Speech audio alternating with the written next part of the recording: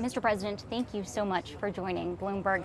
And as we're sitting down here just moments ago, we're getting some breaking news from the President of the United States. President Trump posting on Truth Social saying that Ukraine is positioned to win all territory back. I would love just your initial assessment here, as well as the fact that you're considered to have this relatively close relationship with President Trump. Can you give us into any sort of insight into what spurred his assessment today?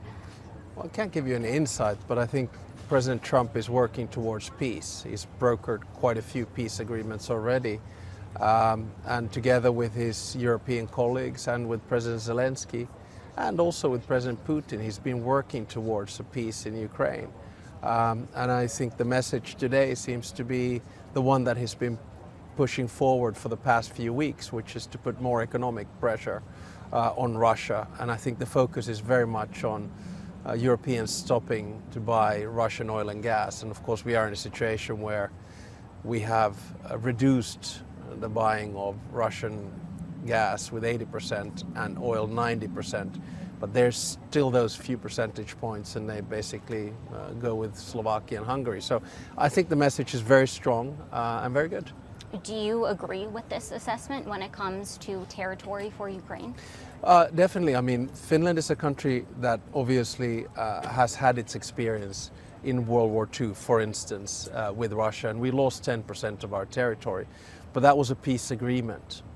But our take is that Ukraine should retain not only its independence and sovereignty, but also its territorial integrity, and Finland will never de jure, so legally, accept any acquisition of Ukrainian territory for Russia, whether it's the Crimean Peninsula, Donetsk, Luhansk, Zaporizhzhia, or Kherson. Another part, sticking part in the negotiations has been the idea of security guarantees, and we touched on how you have this close relationship with President Trump. I am wondering if you've gotten any indication that the U.S. is willing to offer more when it comes to security guarantees, or have those talks stalled? In the past few weeks, actually ever since President Trump met President Putin in Alaska, we've been working on security guarantees. And I think the basic framework is there.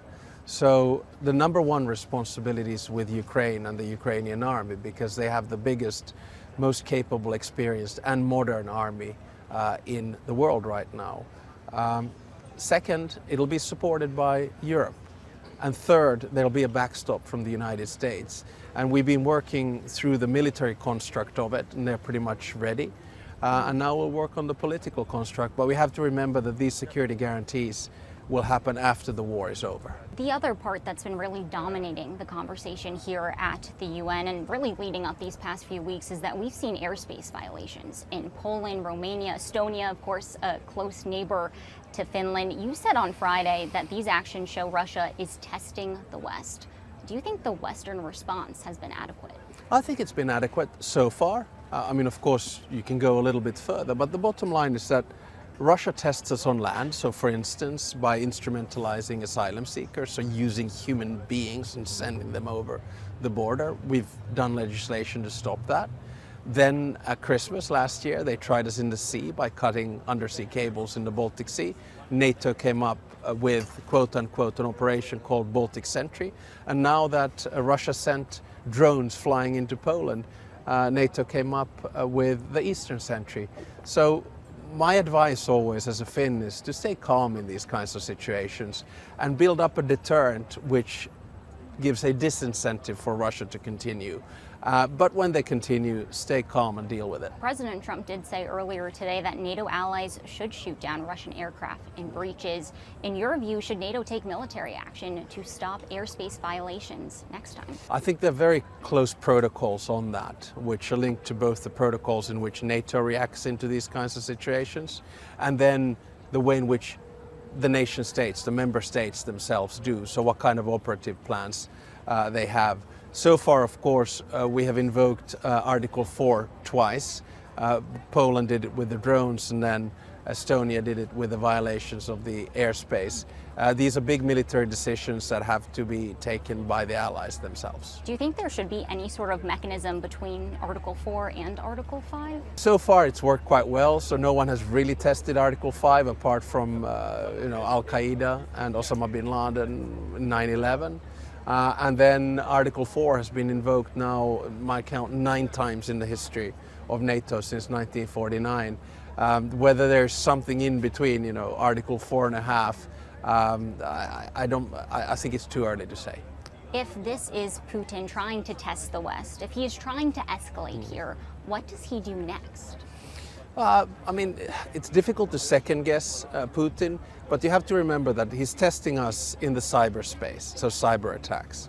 He's testing us with sabotage, undersea or elsewhere. He's been testing us with drones. He's been testing us with violation of airspace.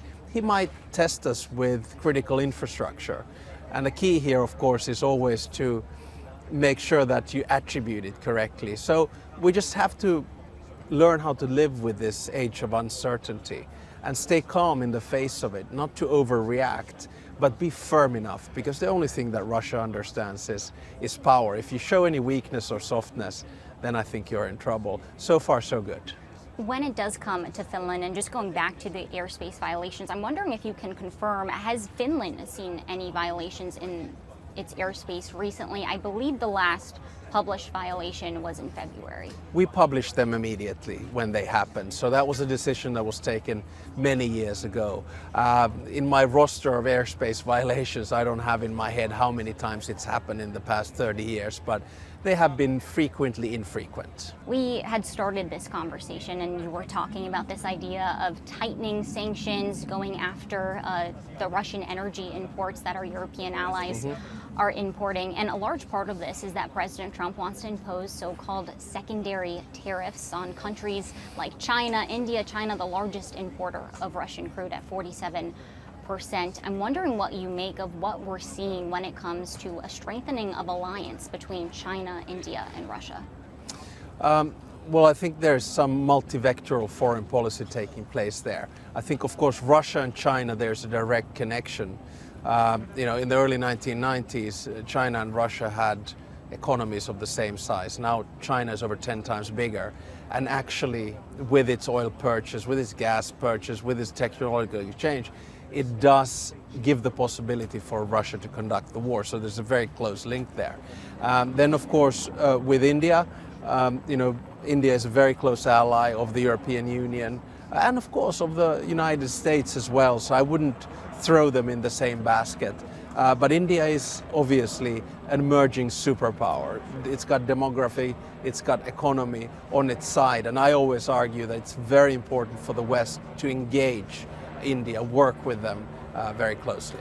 And one more thought on another comment that we got from President Trump, going back to the airspace violations. When asked if the U.S. would back up NATO allies in such a situation where they would need to shoot down these aircraft, he says that it, quote, depends on the circumstance. What do you make of that assessment from President Trump? Well, all the conversations that I've had with my American friends and also with President Trump lead me to believe that there's a very strong commitment to NATO and the alliance. Remember that a year ago, if someone would have told me in the summer at the 75th anniversary of NATO that we will hike up our defense expenditure from 2 to 5% next summer, I would have said, you probably need to go and see a doctor. The truth is that due to geopolitical and security circumstance, we've done that. And due to also persuasion from President Trump, we've done that. So I feel that President Trump is very committed to the alliance, to NATO, and certainly to the eastern flank. Do you have plans to meet with President Trump while you are here in the U.S.? Are there any face-to-face meetings planned? President Trump is very busy during the UN week. Of course, if ever there's a possibility to meet with the President of the United States, you do that. We will see each other today at the reception in the evening.